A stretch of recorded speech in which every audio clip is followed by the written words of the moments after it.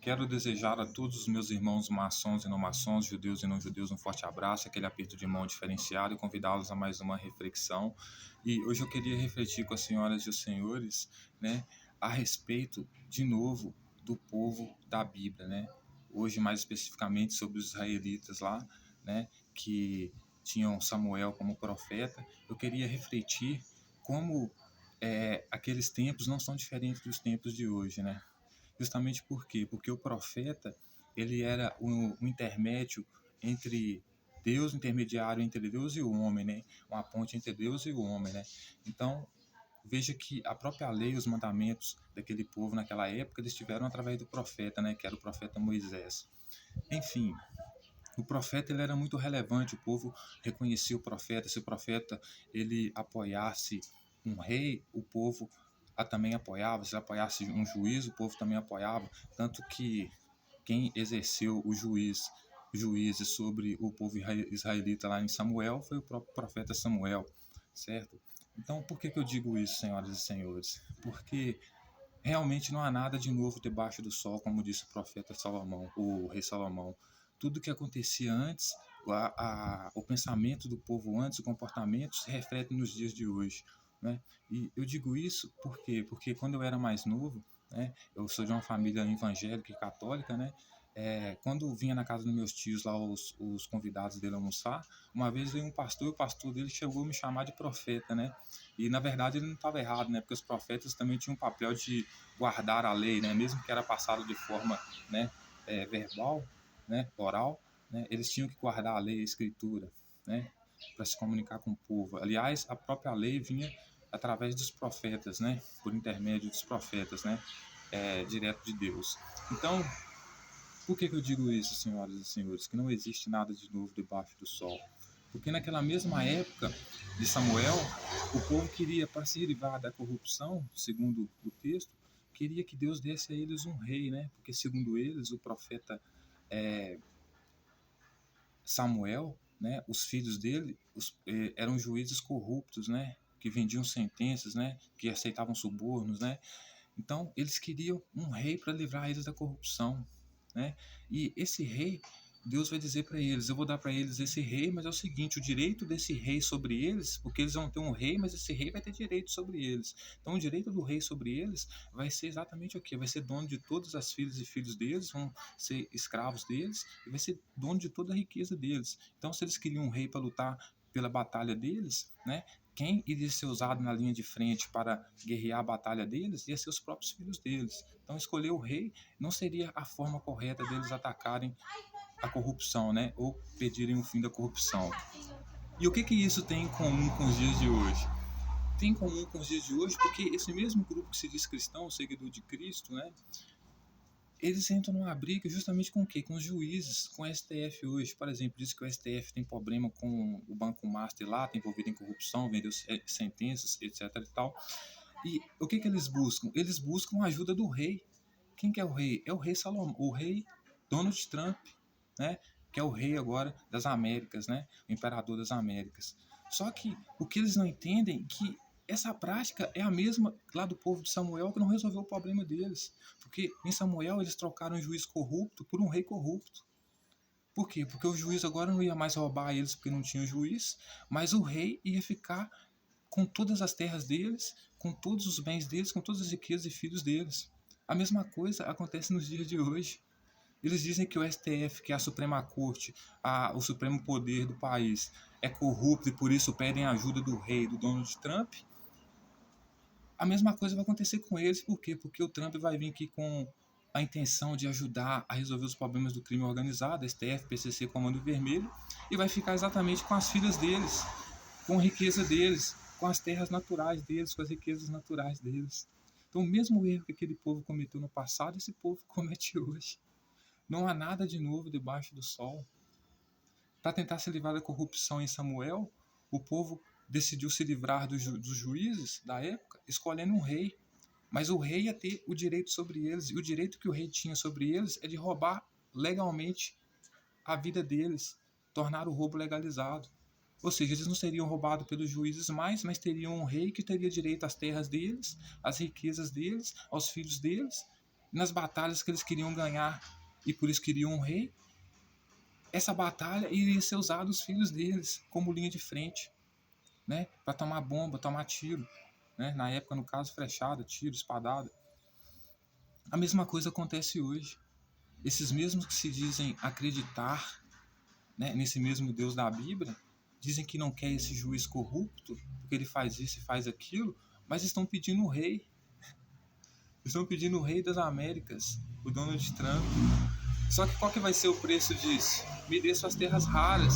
Vocês querem que eu lute na batalha para vocês? Então me doem seus filhos para que eles lutem no exército. Então, no final das contas, não resolveram o problema da corrupção quando quiseram destruir os juízes que os próprios profetas, por intermédio de Deus, tinham colocado lá, mesmo que eram corruptos, mas tiraram o juiz para ter um rei que ia continuar roubando eles agora de forma legalizada. Agora, esse é o direito do rei. Se é o direito do rei, ninguém pode tirar. Então, se você quer um rei, é isso que você quer o rei das Américas, então as suas terras raras serão dele. Os seus filhos também serão dele. Tudo que você tem será dele, né? Então, veja bem, o problema, eles, é como eu disse, né? Quem tende muito à direita e à esquerda, infinitamente anda pela direita ou pela esquerda, politicamente falando, ideologicamente falando, dá a volta em círculo, né? Só fica andando em círculo, né? Nunca ataca a raiz do problema, né? Sempre ataca o sintoma do problema. Não entendem que o problema da corrupção é humana. O ser humano é corrupto por natureza. Quando ainda éramos caçadores e coletores, a gente já tinha gente que dizia que era dono de todas as laranjas, que era dono de todos os frutos, de todos os animais. E no final das contas não era. Isso era corrupção. Por quê? Porque todos nasceram herdeiros, então todos são donos de todas as riquezas naturais, elas devem ser divididas. Mas enfim, quando você acha que o problema é a hierarquia de poder, ou seja, você acha que se colocar uma pessoa X ou colocar uma pessoa Y vai acabar com a corrupção, você está atacando o sintoma do problema e não a raiz do problema, como o povo em Samuel, como o povo faz hoje. Em Samuel, o povo achou que se tirasse o juiz corrupto de lá e colocasse um rei, eles iriam acabar com a corrupção, mas na verdade iriam ter corrupção legalizada sobre eles. Porque agora não era um juiz mais roubando eles, mas era um rei sendo dono das terras deles, sendo dono dos filhos deles, de tudo que eles tinham. A mesma coisa acontece hoje. O pessoal quer acabar com a Suprema Corte, os juízes que tem aqui hoje dizendo que eles são envolvidos em corrupção, etc e tal, e são os mesmos povos que eram os crentes em Deus na Bíblia, né? Mas querem pedir ajuda a quem? É o rei. Só que você sabe o que acontece. O rei, ele tem o direito, e qual que é o direito do rei? É ser seu dono. Esse é o direito do rei, certo? Então, tenho certeza que vocês querem trocar o juiz pelo rei, achando que isso vai acabar com a corrupção, mas será que vai mesmo? Será que acabou? Né? Será que você ainda não continua sendo roubado? Porque, veja bem, não é mais monarquia, agora é república. Se encontra um pé de maconha no seu quintal, você vai preso, mas se encontra ouro, é do governo. Então, assim, olha só, esse é o Deus, certo? Esse é o que o Deus dizia na Bíblia, certo? Na verdade, Deus não existe, né? Quem fala sobre Deus fala sobre si próprio, né? Mas eu, como o mesmo pastor disse que seria profeta, e agora eu estou como uma voz de profeta, eu te digo, não há nada debaixo de novo do sol. Todos os erros continuam se repetindo. As pessoas continuam pedindo um rei no lugar do juiz, achando que o rei não é corrupto porque é rei. Mas a verdade é que a corrupção ela é humana. Então, se quem exerce o papel de rei é humano, quem exerce o papel de juiz é humano, ele tende à corrupção. Não porque ele é rei e não porque ele é juiz, mas porque ele é humano. Certo? Então, senhoras e senhores, essa é a reflexão que eu queria trazer hoje. Não há nada de novo debaixo do sol.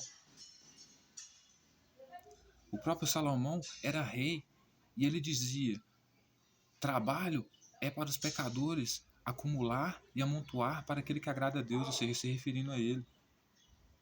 Então, ou seja, vocês querem um rei? O rei Salomão deixou claro, o rei vai ser aquele que vai ser dono de todas as suas terras, que você vai pagar imposto pro resto da vida, que vai ser dono de todas as suas riquezas. Você trocou 6 por meia dúzia. Quando achou que substituiu o juiz corrupto pelo rei, você não seria mais roubado, certo? Então, do mesmo jeito que o povo, naquela época, acreditava e dava credibilidade para os profetas, eles deram credibilidade para Jesus como profeta, certo? Porque quando tentaram arrebatar ele como rei, ele tentou se livrar daquilo, tentou sair correndo. Justamente por quê? Porque ele sabia que o rei, o direito do rei sobre o povo, era ser dono de tudo que ele tinha, né?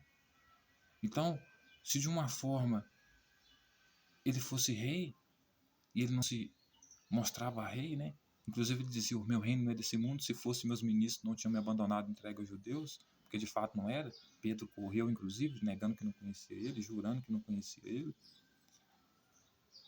Ou seja, ser rei para Jesus não mudaria o fato do povo ser roubado, de haver corrupção.